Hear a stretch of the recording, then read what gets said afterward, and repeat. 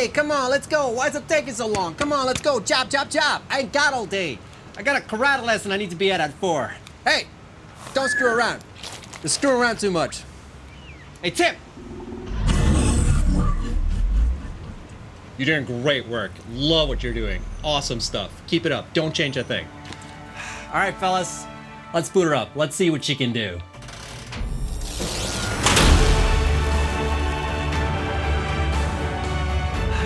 Finally, Update 8 is now available on the Early Access branch.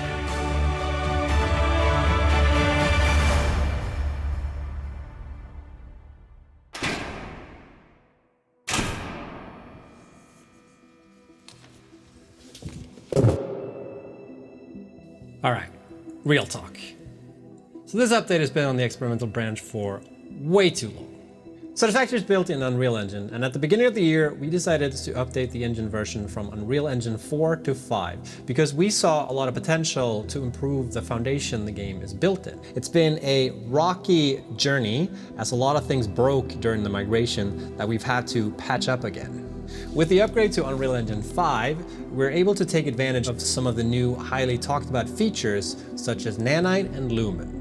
Nanite is a virtualized geometry system to render high detail objects, which we're using for cliffs and rocks. We're also sort of unofficially supporting Lumen, which is the new global illumination and reflection system. I say unofficial support as we haven't tuned the lighting for the game with Lumen in mind, and we're unsure if we ever will be able to do so.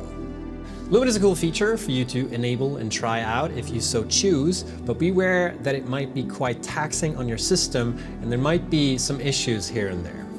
We're also taking advantage of a couple of other features that are new in Unreal Engine 5, such as the new input system, the new world partitioning system that should improve level streaming, and the new physics engine called Chaos. Since the old physics engine has been deprecated, we've had to completely rework our vehicles to use Chaos. There should be little to no changes when it comes to vehicle automation, but the manual driving of vehicles has been redone, and we've made improvements in feel and usage of the different vehicles. Most notably, driving on foundations now no longer causes vehicles to bounce around.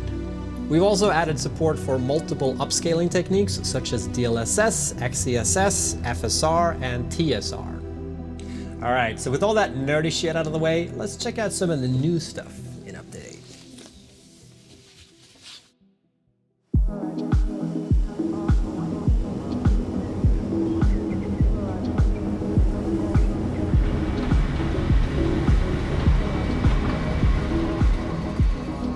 Let's start by talking about one of the new buildables in the game, the priority power switch.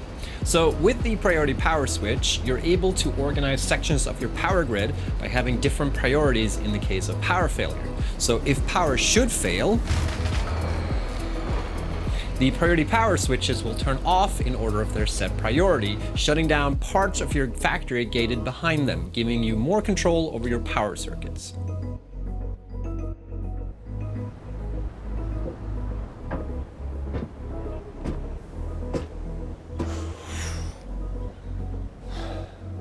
To deliver the power lines to your factory, we've added power towers.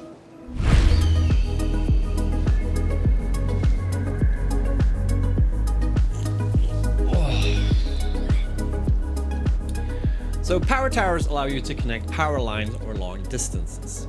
Power towers have 2 connection points. The top connection point is used to connect other power towers and has a longer length than regular power poles. And with the bottom connection point of power towers, you can connect it to regular power poles. There are 2 versions of power towers, one with a ladder and a platform, and one without.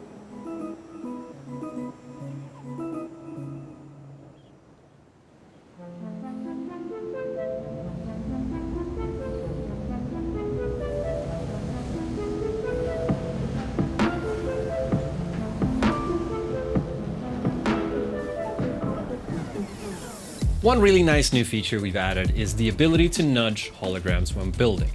When placing a hologram, it's now possible to lock down the placement of the hologram, so you can sort of move around and make sure it's correctly placed. And if you need to make adjustments, you can nudge around the hologram to where you want to place the buildable. Another neat little improvement to the build mechanics is that now you have a starting pole when placing conveyor belts and pipes, so you can get to building faster. When placing conveyor belts previously, there were also a couple of situations where the initial starting position was invalid in regards to pole heights. We've now moved the validity check of the final placement to the poles instead.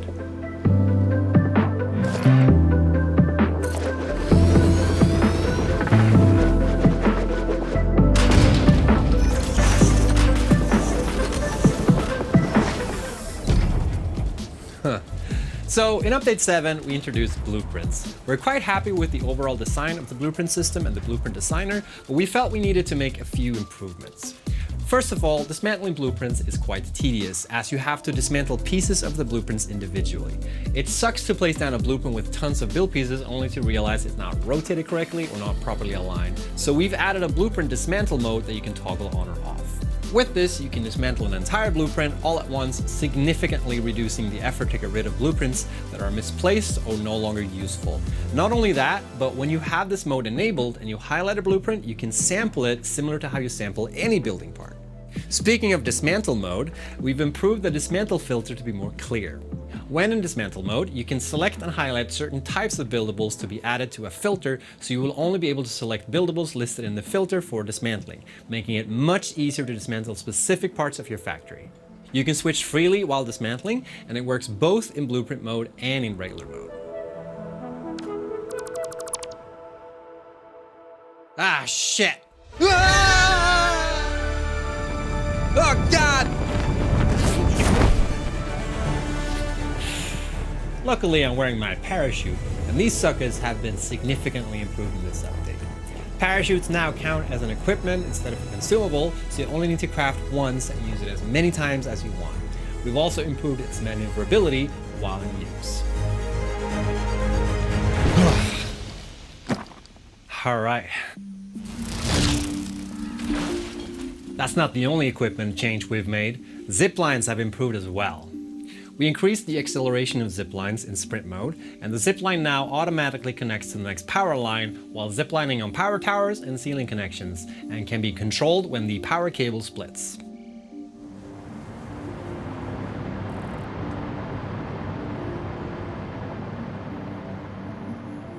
We also finally added support for multiple fuel types for the jetpack, and each fuel type has different properties.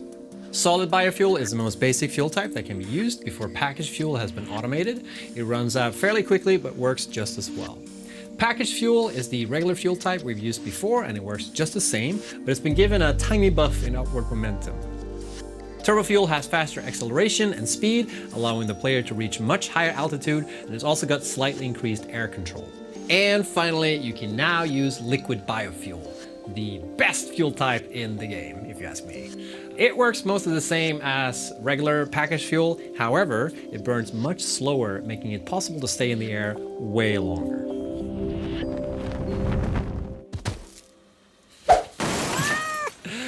I'm here in the Titan Forest, and this biome has gotten a significant overhaul of its foliage, visuals, and sound effects. We left the notes alone, but there are a few minor terrain changes, but it shouldn't affect your existing factories too much.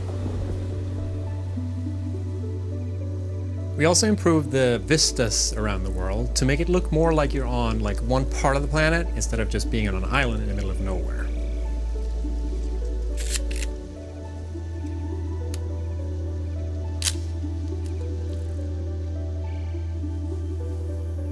The red jungle has also changed quite a bit, and we put some more work into finishing some of the caves around the map. In terms of lighting, we've done full passes over all the starting areas, as well as the Titan Forest, Red Jungle, and Spire Coast to elevate their look and feel further.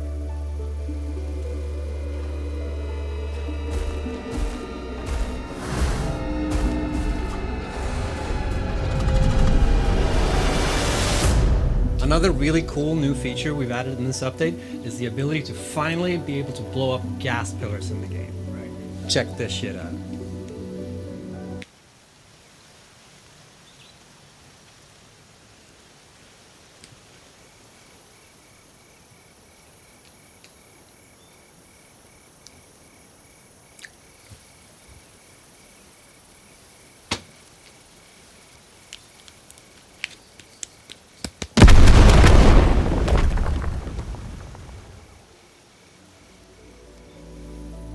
We've also polished and updated placement of creature spawns, hazards, and collectibles in many areas of the world.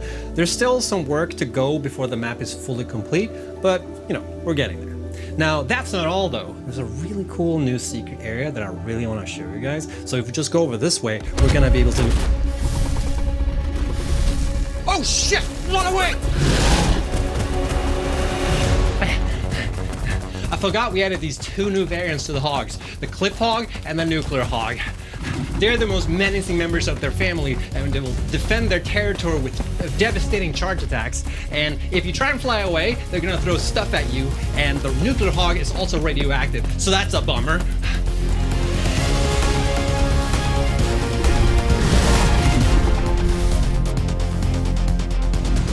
Well, guess that's it for me, huh? There's no way I'm getting out of this one. Oh wait, no, I can just do this thing.